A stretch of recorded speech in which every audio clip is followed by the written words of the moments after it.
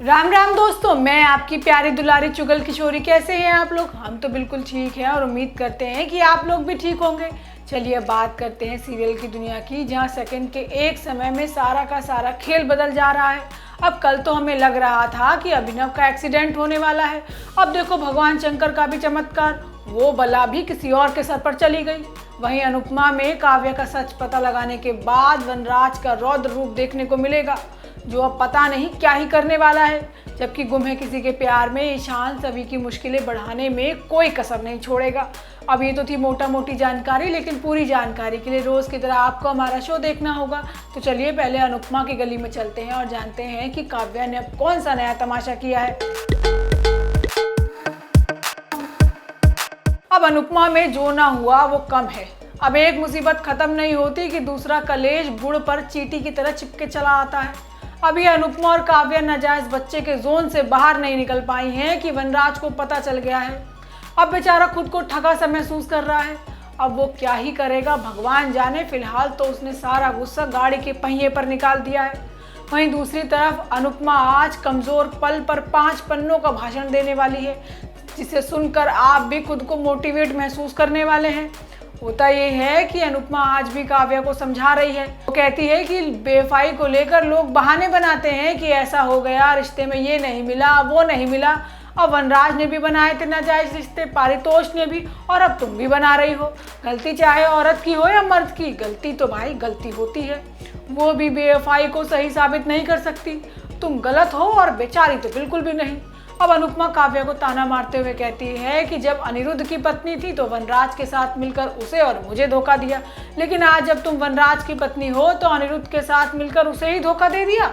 लेकिन काव्या कहती है कि उसने किसी को धोखा नहीं दिया, वो सब एक कमजोर पल था जो समय के साथ निकल गया।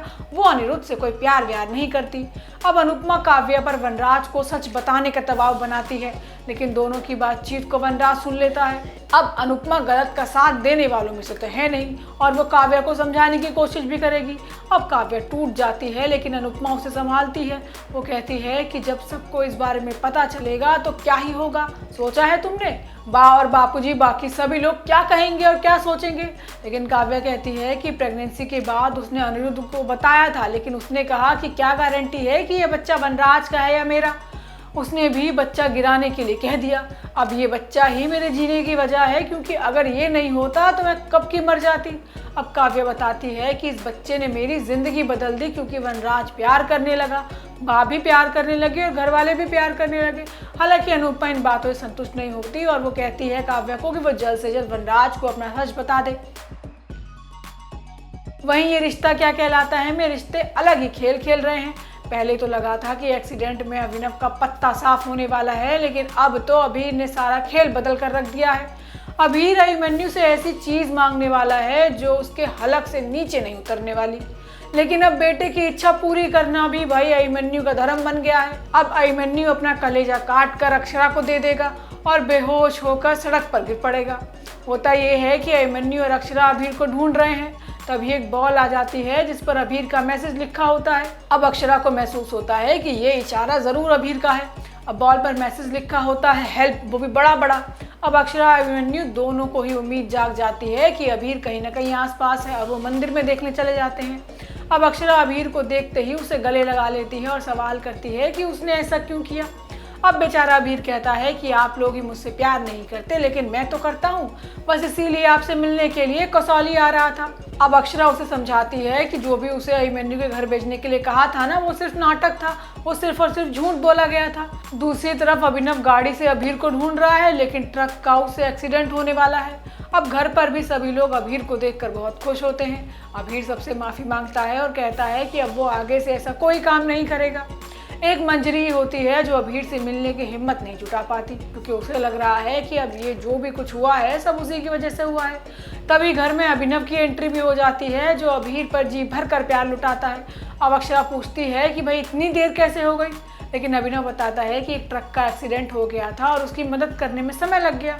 इसके बाद अभीर सबके सामने अपनी इच्छा रखता है कि वो अपने मम्मी पापा के साथ कसौली वाले घर में रहना चाहता है। अब अभीर अभिमन्यु से उसकी विश पूरी करने का दबाव डालता है। अब देखना होगा कि अभिमन्यु अपने बेटे की इच्छा पूरी करता भी है या नहीं। वहीं गुम है किसी के प्यार में सभी की जिंदगी में मुसीबतें बढ़ती जा रही हैं, क्योंकि सभी को इंटरव्यू के लिए बुलाया जाता है।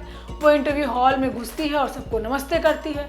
बस इसी बात पर ईशान उसे डांट देता है। हालांकि सभी उसे जवाब देने में भी कोई कसर नहीं छोड़ती। वो कहती है कि 12 बजने में अभी केवल आधा घंटा बाकी है, और अभी मैं गुड मॉर्निंग कहती तो आप लोग ही इसे ठीक करते, और नमस्ते कहना हमारी संस्कृति में अपमान नहीं है। अब ईशान को तो सभी को बस नीचा दिखाना है, सो वो कोई कसर नहीं छोड़ रहा। ईशान सभी से घुमा फिरा कर सवाल पूछता है, लेकिन हमारी सभी भी उसे तुरंत के तुरंत जवाब दे देती है। यहाँ तक कि वो बोर्ड मीटिंग में बैठे लोगों को भी एक एक करके सारे सवालों का जवाब देती है। अब सभी का ये अंदाज देखकर ईशान का दिमाग घूम जाता है और वो उसके लिए मुश्किल खड़ी करने के लिए नया रास्ता ढूंढता है। और जब ईशान को कुछ नहीं मिलता तो वो सभी को बास्केटबॉल गेम खेलने का चैलेंज दे देता है। अब शो में आपको देखने को मिलेगा कि सभी पहले तो गेम से घबरा जाती है, लेकिन बाद में तैयार भी हो जाती है। हालांकि वो ईशान से गेम के नियम समझाने के लिए कहती है, जिस पर ईशान उसका मजाक बनाता है। ईशान स्कोर पर स्कोर करता है, लेकिन सभी बेचारी देखती रहती है। पहले तो सभी केवल गेम देखती है, लेकिन बाद में वो जो जोश में आती है और खुद गोल पे गोल करना शुरू कर देती है। अब सभी का ये अंदाज देखकर ईशान दोबारा चिढ़ जाता है और उसके लिए मुश्किल नहीं खड़ी करेगा। अब तो हमें ये भी लग रहा है कि गेम जीतने के बाद भी ईशान सभी को एडमिशन देगा नहीं। तो दोस्तों, ये तो थी आज के तीनों सीरियल्स की पूरी जानकारी। आपको हमारा शो कैसा लगा हमें लाइक कमेंट करके ज़रूर बताइएगा, और अगर आपने हमारे चैनल को सब्सक्राइब नहीं किया है तो अभी जाके बटन दबा दीजिएगा। आपसे कल फिर मिलने आएंगे नई जानकारी के साथ। राम राम।